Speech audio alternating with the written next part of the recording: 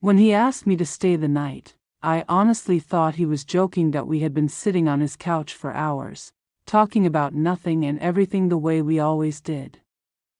The lights were low, the city outside his window humming softly, and for the first time in weeks, I didn't feel like I was rushing back to somewhere I didn't want to be.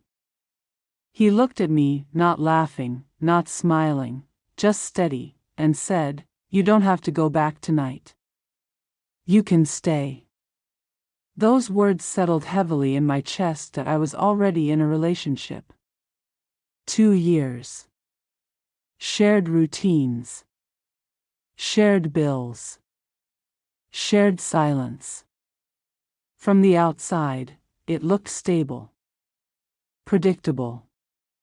Safe. But somewhere along the way, comfort had turned into distance. Conversations with my partner had become short updates about work, groceries, and sleep schedules. We stopped asking each other how we felt. We stopped noticing when the other seemed tired in a deeper way. It wasn't explosive or dramatic. It was quiet neglect. The kind that slowly builds walls you don't see forming. That night, I had left home after another small argument, one of those meaningless disagreements that are never really about what they seem. I said I needed air. I didn't say I needed to feel heard. He, my friend, had always been easy to talk to. We had met through mutual friends months ago, and our connection had grown naturally. He had a warmth about him, the kind that made you feel visible. When he asked questions, he actually waited for the answers. When I spoke, he listened without trying to fix me. He had a calm confidence, grounded and patient, so different from the tension I had grown used to at home. There was nothing inappropriate between us before that night. At least that's what I told myself. We talked about music, culture, childhood memories, dreams we had put on hold. He told me about growing up far from here, about missing his family, about learning to survive alone in a new country. I told him about feeling lonely in a relationship I was supposed to feel secure in. He didn't judge me. He didn't defend my partner. He just nodded, understanding more than I expected. Maybe that was the first line I crossed, confiding in someone else the way I used to confide in the person I was committed to. When the clock crept past midnight, I stood up automatically. "I should go," I said, even though I didn't move toward the door. That he watched me quietly. "Are you going back because you want to?" he asked softly, "or because you feel like you have to?" The question caught me off guard. I didn't answer right away because I didn't know how to. Obligation had become so normal that I couldn't separate it from choice. "You seem tired," he continued. "Not just tonight. In general." No one had said that to me before. Not in a long time. That I laughed it off, but my eyes burned. I wasn't used to being seen like that. My partner and I had stopped noticing those details about each other. Or maybe we noticed and didn't know how to fix them. Either way, the result was the same. "You don't have to drive back if you don't want to," he said again, his voice steady. "Stay.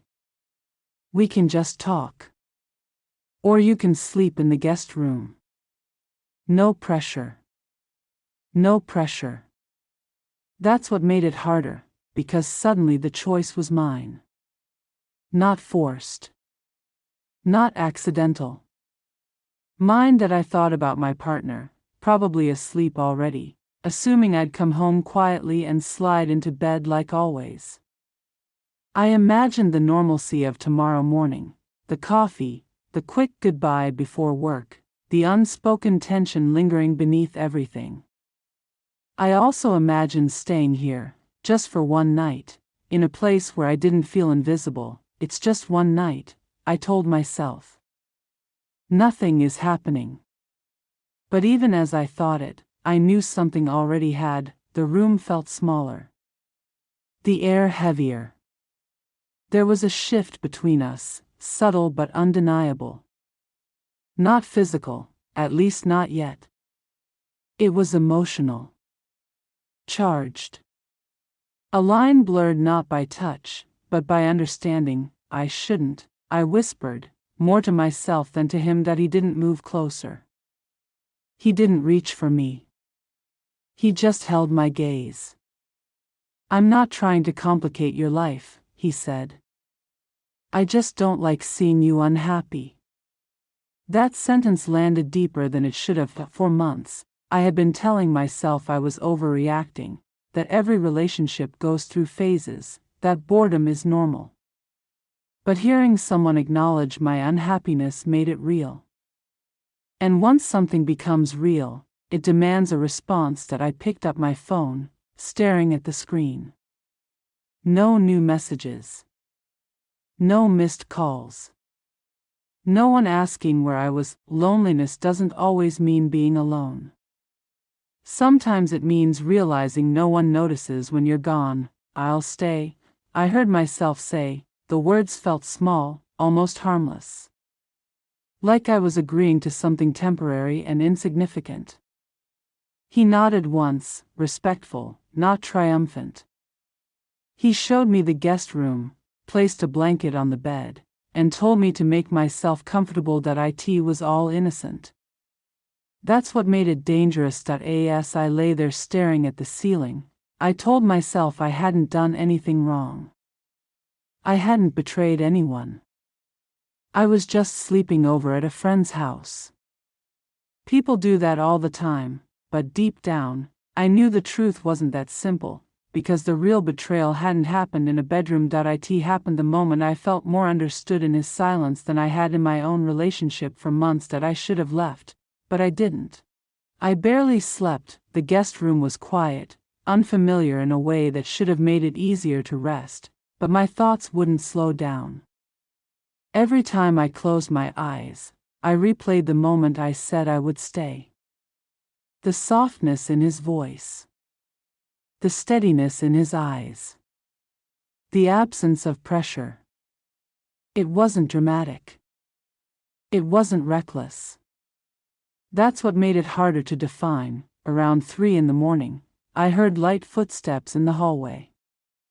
For a second, I wondered if he regretted letting me stay. But there was no knock on the door.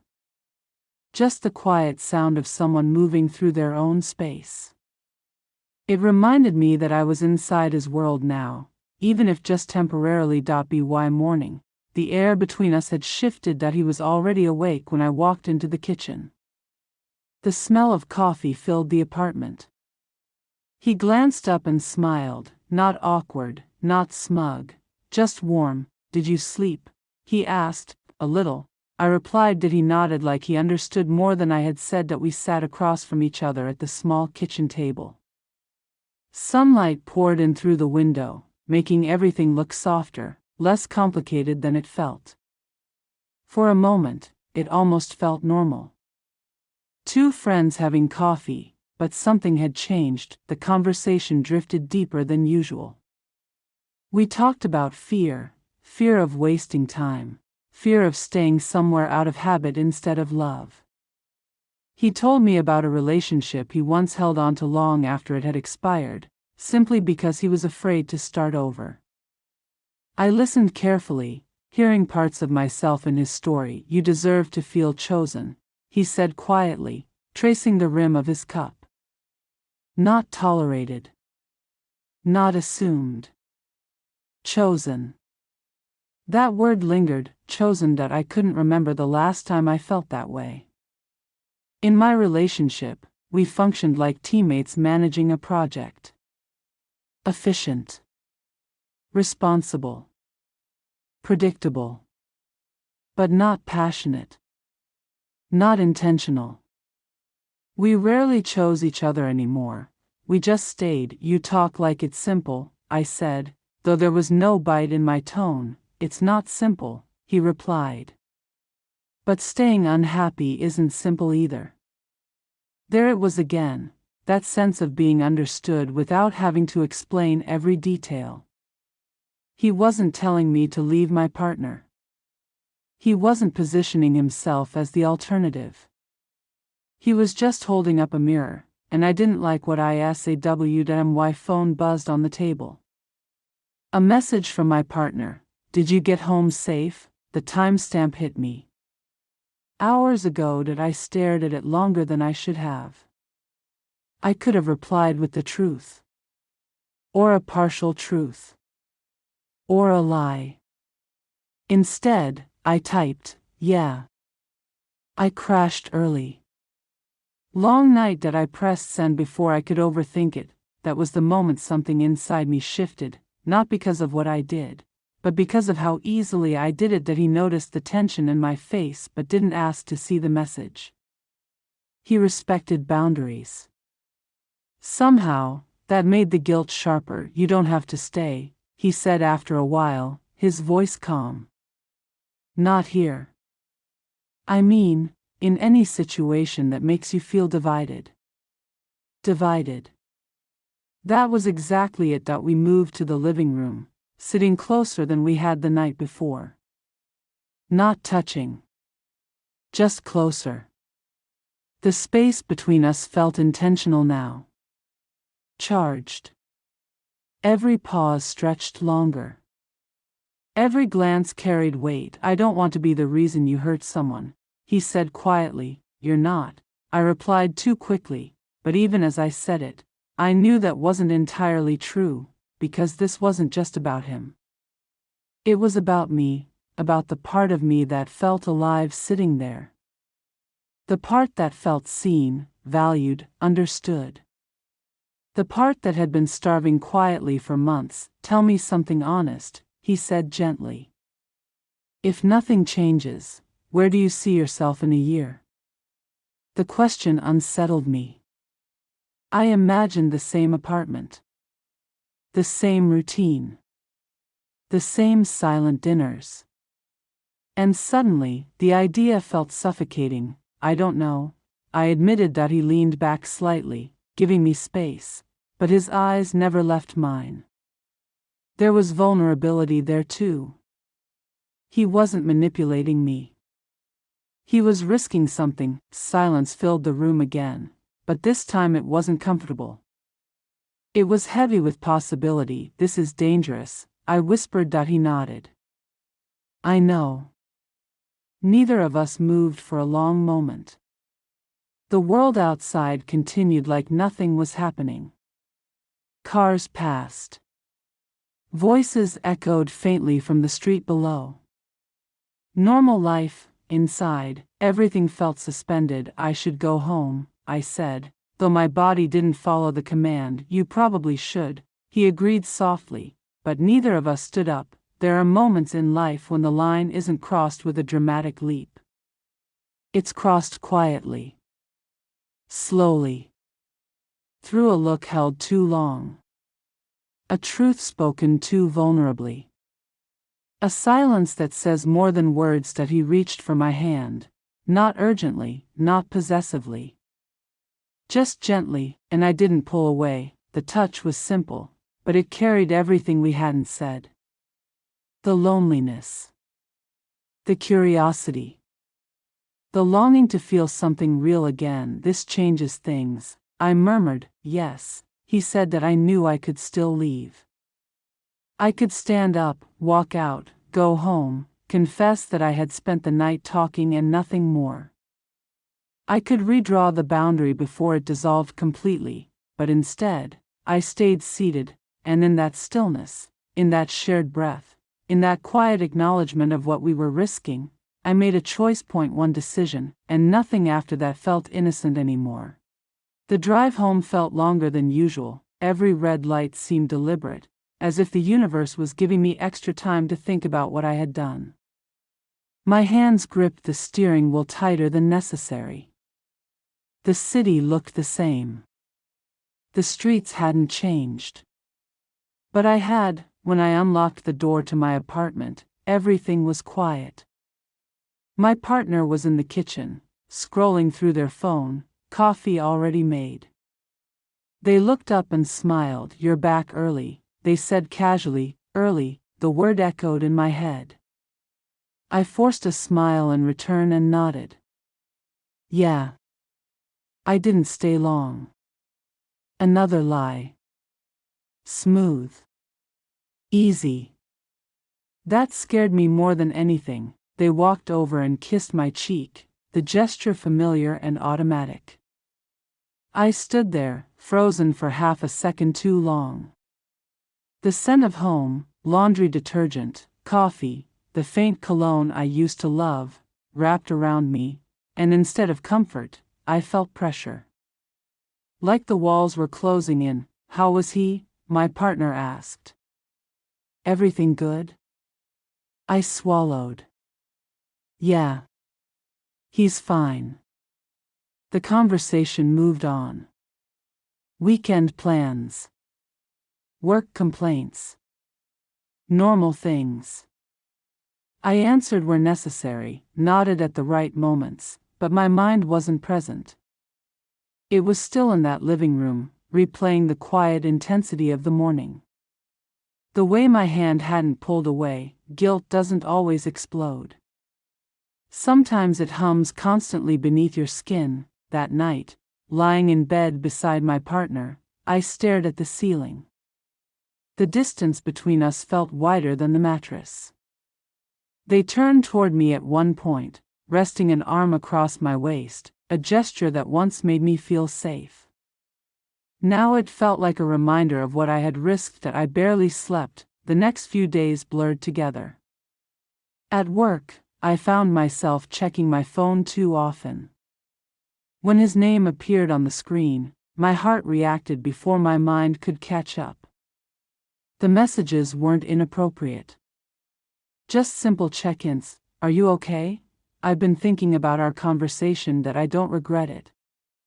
But I don't want to complicate your life. That last one lingered. That I typed responses carefully, deleting and rewriting, trying to sound neutral. Trying to pretend nothing significant had happened. But something had. Even if no one else could see it, I felt it in every pause between texts. At home, I grew quieter. My partner noticed. You've been distant, they said one evening, setting their fork down mid-dinner. Did something happen? There it was. An opening. A chance to tell the truth. My chest tightened. Just stressed, I replied. They studied me for a moment, searching for something I wasn't willing to give. Then they nodded slowly. You know you can talk to me, right? The irony stung. That I wanted to say, I tried. I wanted to say, I've been talking for months and you didn't hear me. But that wouldn't have been fair. Relationships aren't one-sided failures. We both contributed to the silence. Instead, I said nothing. The double life wasn't dramatic. It was subtle. Small shifts. Protecting my phone screen. Stepping into another room to reply to messages. Smiling at texts I shouldn't have been waiting for. The worst part wasn't fear of getting caught. That it was realizing I was becoming someone I didn't respect. That he asked to see me again. We need clarity, he said when we met at a quiet cafe days later. His expression wasn't playful or romantic. It was serious. Grounded. I don't want to be a secret, he continued. And I don't want to be a mistake either. The words hit hard because I didn't know which one he was. We talked for hours. About what that morning meant. About whether it was loneliness disguised as connection. About whether we had crossed a line emotionally long before anything else. I care about you, he admitted. But I won't compete with someone who doesn't even know they're in a competition. That sentence forced me to confront the reality I had been avoiding. This wasn't just about attraction or validation. It was about choice. About integrity. When I left the cafe, my head was pounding. That night, another argument erupted at home, over something trivial. Dishes left in the sink. A forgotten errand. But beneath the surface, something deeper was breaking. My responses were sharper than necessary. Defensive. Irritated. "Why are you reacting like this?" my partner demanded. "Because I'm guilty," I thought. "Because I'm projecting. Because I don't know who I am right now." "You don't listen," I snapped instead. They stared at me, hurt flashing across their face. "I'm trying." The silence that followed felt heavier than any shouting could have done. I went into the bathroom, locked the door, and leaned against it, staring at my reflection. I didn't recognize the person looking back. Not because I had fallen for someone else, but because I had avoided confronting my unhappiness until it spilled over destructively. Infidelity doesn't just threaten relationships, it fractures identity. That I had always believed I was honest, loyal, strong enough to walk away before crossing lines. Yet here I was, tangled in half-truths and emotional attachments I hadn't fully owned. My phone buzzed again. His name on the screen. That I need to know where I stand. That I slid down against the door, heart racing. This was the turning point. That I couldn't continue balancing both worlds. I couldn't keep justifying my actions as harmless when they clearly weren't. Someone was going to get hurt, more deeply than they already were. The question wasn't whether damage had been done. That it was whether I had the courage to face it. Staring at my reflection, eyes tired, conscience louder than ever, I realized something unavoidable. Avoiding a decision was still a decision, and it was time to stop hiding from the consequences of mine. I didn't sleep that night. The silence in our bedroom felt different, fragile, like glass waiting to crack. My partner lay beside me, breathing steadily, unaware that everything was about to change. I stared into the darkness and understood something with painful clarity. Whatever happened next would define the kind of person I chose to be. By morning, my decision was made. We sat across from each other at the kitchen table, the same place we had shared hundreds of ordinary mornings. Coffee steamed between us. Sunlight filtered in through the curtains. It looked like any other day, but it wasn't. "There's something I need to tell you," I said, my voice unsteady despite the rehearsals in my head. They looked up immediately. Concern replaced routine. "What's wrong?" I could have softened it.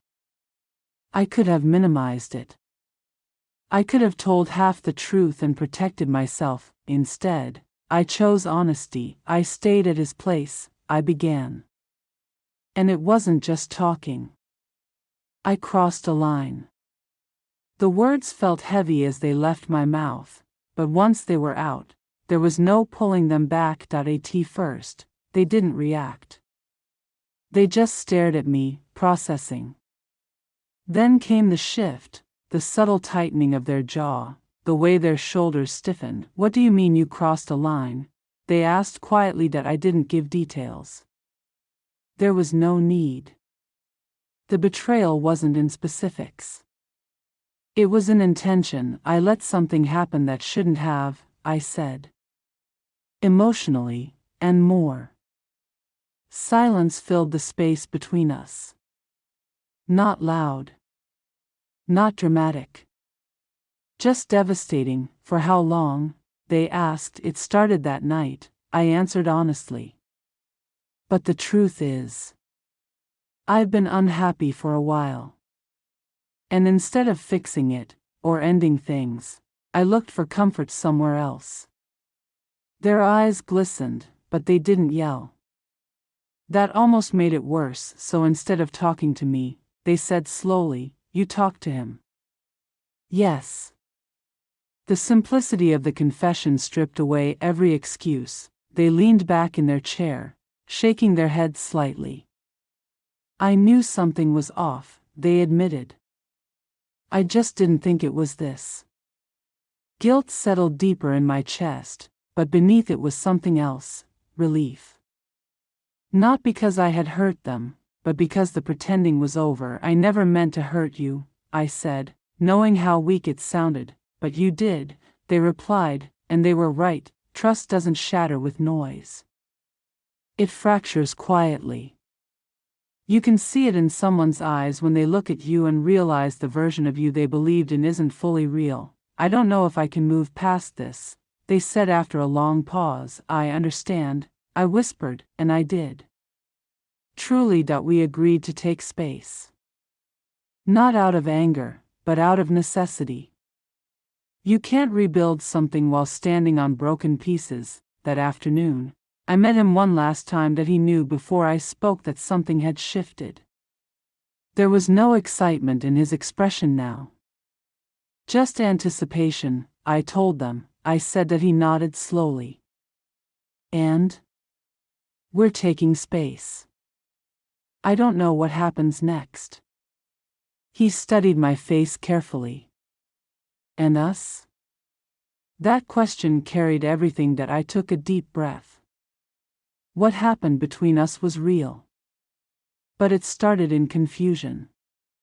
In loneliness. I don't want to build something new on top of something I broke. He didn't argue. That was one of the things I had always respected about him. I never wanted to be an escape. He said quietly, "You weren't," I replied. "You were a mirror. You showed me what I was missing, and what I was avoiding." There was sadness in his eyes, but also understanding. "Maybe in another time," he said softly. "Maybe," I answered, but we both knew that timing is everything. And ours had been built on instability. When I walked away, it wasn't dramatic. No grand gestures. No desperate pleas. Just two adults accepting the consequences of choices made in emotional vulnerability. Weeks passed. Space has a way of clarifying things. My partner and I had long conversations. Painful, honest ones. Not all of them ended in resolution. Some ended in tears. Some ended in silence. But for the first time in months, we were actually speaking truthfully. Infidelity forces you to confront what you've ignored. That I realized that my betrayal wasn't just about attraction or desire. It was about avoidance. Instead of facing dissatisfaction directly, I sought validation elsewhere. That was my failure. In the end, we made a difficult decision. We chose to separate, not because there was no love left, but because the trust we once relied on had been deeply shaken, and neither of us deserved to live in constant suspicion or resentment. Sometimes ending something is more honest than forcing it to survive. It hurt. Of course it did, but pain rooted in truth feels different than comfort built on denial. As for him, we didn't continue what had started. Not immediately. Not recklessly. I needed time alone, to understand myself outside of relationships, outside of validation. Loneliness had driven my choices. I didn't want it to control them again. Looking back, I don't justify what I did. I own it. The biggest betrayal wasn't just against my partner. It was against the version of myself who believed integrity meant walking away before crossing lines. I learned that love isn't proven by intensity. It's proven by clarity. By courage. By the willingness to face discomfort directly instead of escaping it. One night. One decision. A ripple effect that changed everything. And sometimes, growth begins exactly where comfort ends.